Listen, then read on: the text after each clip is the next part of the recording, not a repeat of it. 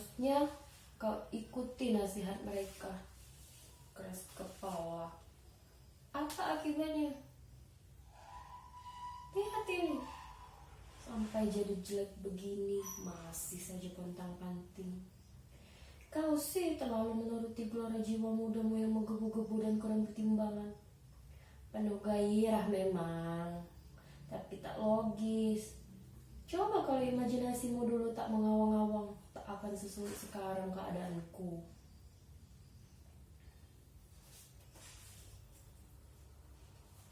Apa? Salahku sendiri? Enak saja kau ngomong. Kamu kan yang memilih semua ini. Sok romantis, sok beda dari yang lain. Terlalu percaya pada fiksi, pada puisi. Gayamu seperti seniman kaliber dunia. Estetika. Ini lihat. Ini.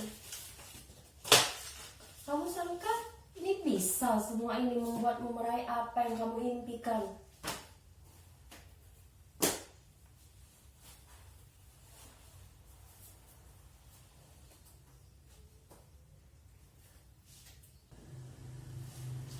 Coba kalau kau dulu bersikap patuh seperti teman-teman sekelasmu, berpikir dan bertindak sebagaimana anak-anak yang waras pemikirannya, sekolah dengan baik, hidup tertib, mengembleng diri supaya menguasai keahlian di bidang yang lebih bernilai guna. Kamu malah edan-edanan dengan fiksi, puisi, seni. Allah, ini hasilnya. Begadang tiap malam demi menumpahkan segala ide, imajinasi, getaran-getaran lembut dari dalam palung jiwa terdalam. Semua yang tidak bisa dinyahkan lagi, membayang-bayangi jiwamu sepanjang hayat, mengilhami, menginspirasi, membentuk watak, karakter, keseimbangan halah. Seperti anak-anak perempuan di kampung ini, saya juga tidak tahu cerita istimewa apa yang pernah saya miliki dan bisa saya banggakan, selain cerita yang lumrah dan tidak pernah mengilhami siapapun. Tapi sejak guru bahasa Indonesia kami menunjukkan sebuah puisi yang sangat indah, saya merasa seperti ada yang dituangkan ke dalam kepala dan dada saya, membuat saya terasa berbeda. Saya seperti dibimbing oleh kekuatan dari dalam diri saya sendiri dan tidak bisa saya jelaskan. Saya tidak pernah membenci pelajaran-pelajaran apapun. Tapi saya menjadi cinta banget dengan puisi, novel hebat dari pengarang-pengarang di dalam negeri maupun pengarang dunia, musik, drama, lukisan, tari, dan semua keindahan dalam karya seniman yang tidak pernah habis saya kagumi. Tapi mengapa teman-teman mengolok-olok saya, menganggap saya sok tua sebelum waktunya, orang aneh, nggak matching sama umur, sok berat, seniman anakan, dan semua jumlah gelar khusus lainnya yang saya peroleh. Teman-teman tidak mengucilkan saya, mereka hanya senang mengolok-olok demi bisa tertawa lantang bersama-sama. Tapi saya senang, setidaknya saya bisa membanggakan mereka.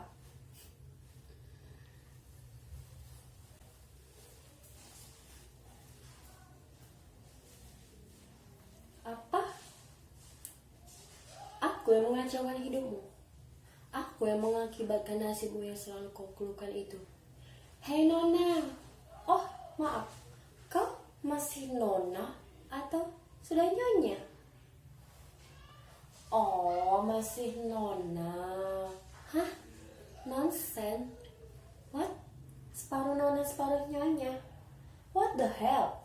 Oke, apapun statusmu, dengarkan saya. Di usia Seperti saya sekarang, setiap orang harus membuat pilihan penting bagi hidupnya. Dan saya melakukannya. Memilih. Iya, memilih. Saya tidak mau hanya ikut-ikutan mereka yang menjalani hidup seolah-olah seperti menerima warisan, tinggal mengulurkan tangan, dan menerima apa saja yang diberikan lalu menjalaninya menjadi tua dan mati. Saya tidak seperti itu. Kalau orang lain tidak mau memilih apa yang saya pilih, itu hak mereka. Dan itu juga sebuah pilihan. Tapi saya juga tidak mau terus-terusan kau salahkan dengan pilihan saya ini. Kau tidak bisa terus-terusan mendatangi saya dan meminta saya mengubah pilihan saya ini. Berhentilah berkeluh. Berhentilah merengek. Biarkan aku istirahat. Biarkan aku sempurna sebagai masa lalumu. Saudara-saudara, profesi yang saya pilih ini mungkin memang tak menjanjikan finansial yang hebat, popularitas yang berlimpah, atau status yang membanggakan bagi keluarga. Dan saya tahu, saya tidak akan mendapatkan dukungan dari siapapun.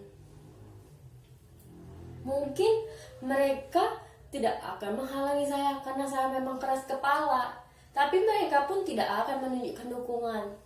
Saya hanya akan dibiarkan dengan pilihan saya ini, sambil diam-diam mereka berharap saya gagal.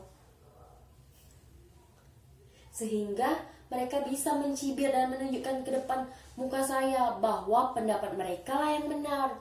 Lalu akan berkata pada saya persis yang selalu kau katakan.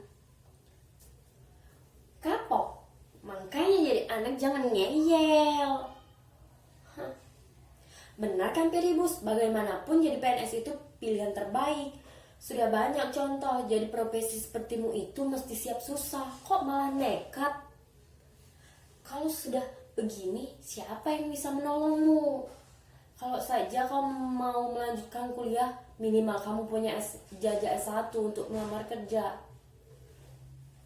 Pikiranmu itu terlalu liar, Piribus. Harusnya kau bisa seperti anak-anak yang lain.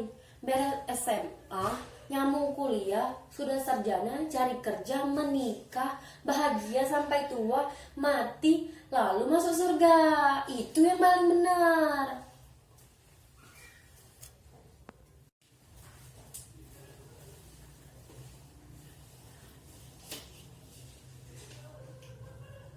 Liar?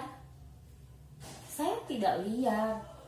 Saya hanya ingin berpikir bebas. Saya cuma ingin memilih sendiri hidup yang akan saya jalani dan mengembangkan jiwa saya.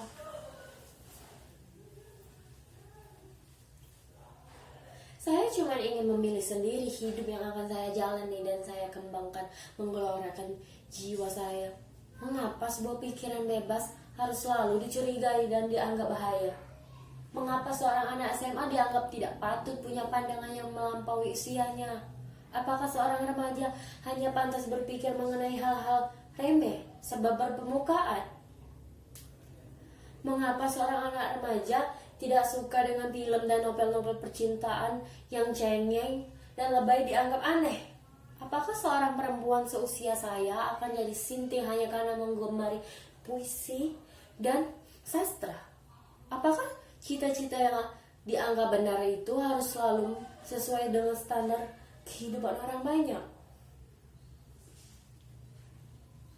Apakah setiap orang yang belajar dan bekerja tekun hanya dianggap benar kalau bisa jadi polisi, PNS, tentara, pegawai bank, merintis bisnis?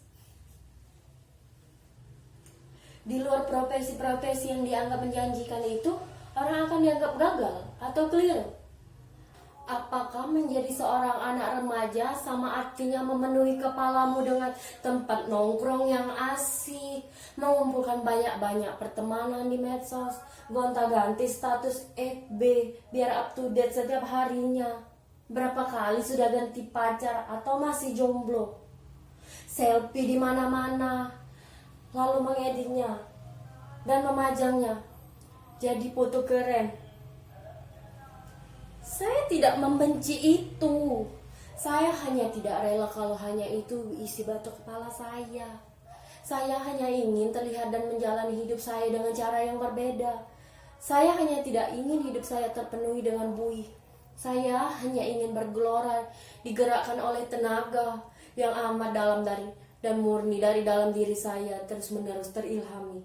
Dan saya menemukannya dalam puisi, musik, sastra. Apa itu salah? Barangkali kalian juga mulai berpikir bahwa kata-kata saya ini, kalimat-kalimat yang saya ucapkan ini bukan berasal dari alam pikiran seorang anak SMA. Atau barangkali juga ada yang mulai berkata dalam benaknya, bahasanya terlalu tinggi untuk remaja. Atau ini sih cuma naskah drama, aslinya enggak begitu. Tidak, ini memang saya. Semua keluar dari benak seorang anak remaja.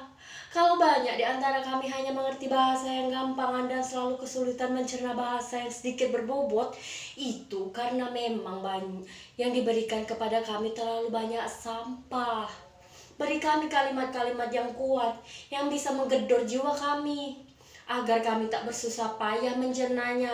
Maka kami akan berbeda. Maka Anda tidak perlu lagi menganggap aneh kalau ada seorang remaja seperti saya.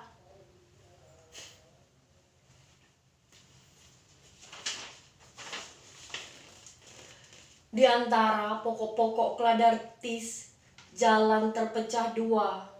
Sebagai pengembara, aku tak bisa mengambil keduanya. Maaf jika aku terpaku lama memandangnya. Kupandang begitu rupa salah satunya. Sampai pada semak-semak di ujung sana. Kupandangi juga jalan yang satu lagi. Sepertinya lebih menarik hati. Rumputnya rapi seperti gampang dilalui. Bagi yang sudah pernah melewati, mungkin sama saja rasanya dengan yang tadi. Pada pagi hari, kedua jalan itu terlihat murni. Tak ada jejak-jejak kaki, rerumputan tegak bestari. Kuputuskan, kulalui jalan pertama esok hari. Meski tak tahu apa yang akan aku temui di ujungnya nanti. Tak juga tahu apakah aku akan kembali. Barangkali aku harus siap bercerita dengan duka. Suatu saat, pada umur kita akan jumpa persimpangan seperti jalan bercabang dua, di mana aku telah berjalan pada salah satunya. Jalan yang jarang sekali dilalui, dan itulah bedanya kita.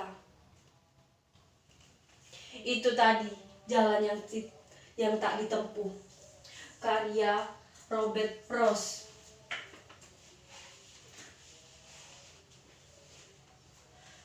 Guru bahasa Indonesia kami yang memberikannya kepada saya sebelum ia berhenti mengajar, karena ia hanya mengantongi ijazah D3. Sementara semua guru di sekolah kami harus bergelar minimal S1. Dia bilang, "Piribus, pilihlah jalanmu sendiri, meski itu tak banyak dilalui orang lain. Selama ini, ia membuatmu merasa terpaut dengan kuat pada hidupmu. Tempuhlah. Dan setiap hari kau harus bilang pada dirimu sendiri, raihlah hari ini. Dia pula yang membuat saya percaya dan tidak takut menjalani hidup. Lihat, saya mungkin akan berhasil."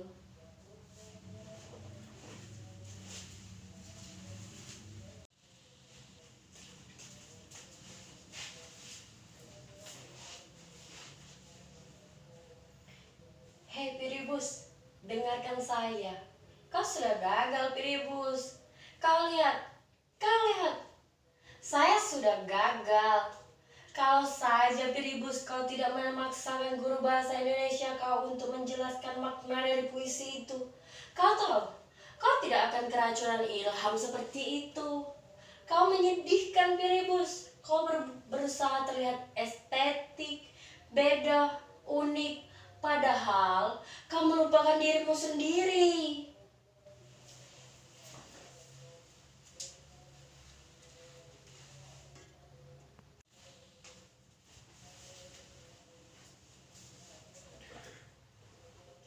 Saya susah sekali mendamaikan mereka berdua.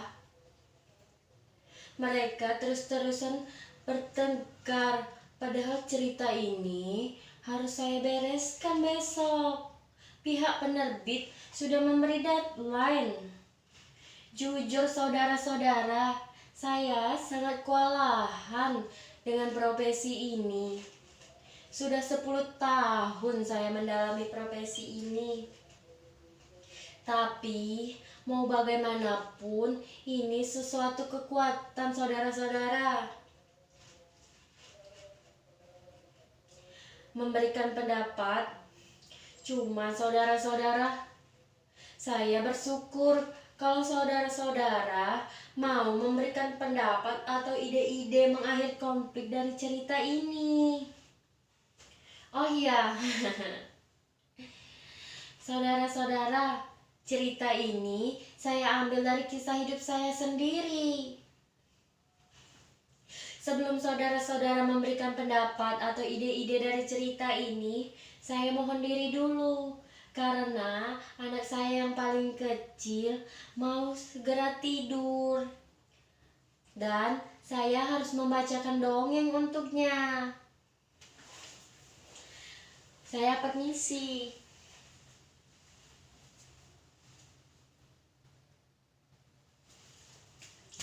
Shh, jangan berisik. Nanti mereka berdua bangun lagi, ribut lagi. Permisi.